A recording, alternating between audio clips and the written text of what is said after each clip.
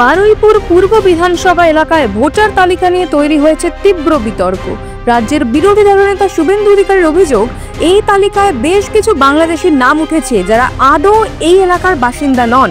তার দাবি, এলাকা ঘুরলেই স্পষ্ট বোঝা যায় অনেক নামই ভুয়ো। কিভাবে তারা ভোটার তালিকায় নাম তুলল তা নিয়ে উঠছে একাধিক প্রশ্ন। সরকারের তরফে গাফিলতির অভিযোগও উঠে আসছে। এই বিষয়ে সামাজিক মাধ্যমে পোস্ট করেছেন বিরোধী দলনেতা।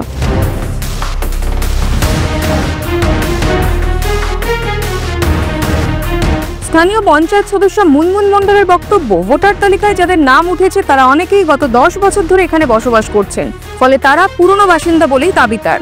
তবে ভোটার তালিকায় কারা নাম তুলেছেন তা খতিয়ে দেখা হচ্ছে বলেও তিনি জানিয়েছেন।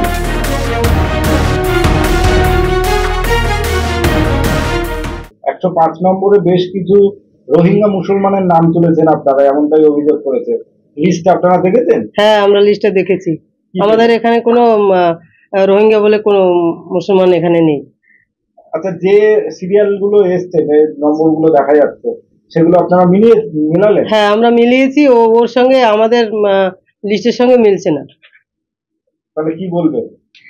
কি বলবো, শুভেন্দু অধিকারী এটা কোথায়, উনি কোথাকার থেকে লিস্ট করেছে আমরা ঠিক জানি না।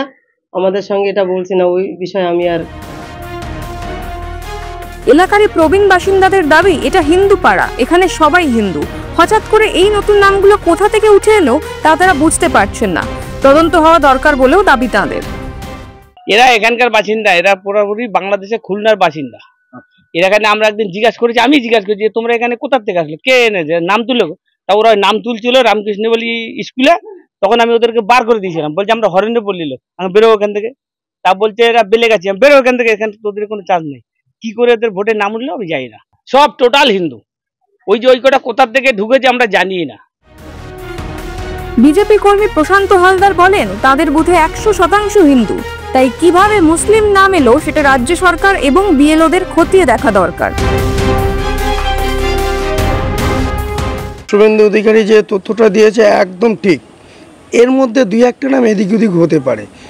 আর যারা বাংলাদেশ থেকে এসে এখানে অধিকাংশই পূর্ব বাংলার লোক। তারপরে যেটা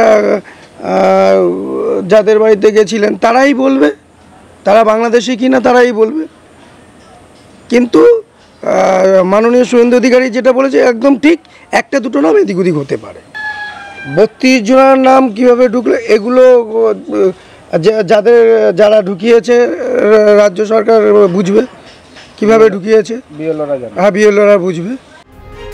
পুরো বিষয়টি ঘিরে এলাকায় রাজনৈতিক উত্তেজনা তৈরি হয়েছে। তদন্তের দাবি জোরালো হচ্ছে। ব্যুরো রিপোর্ট, মাধ্যম।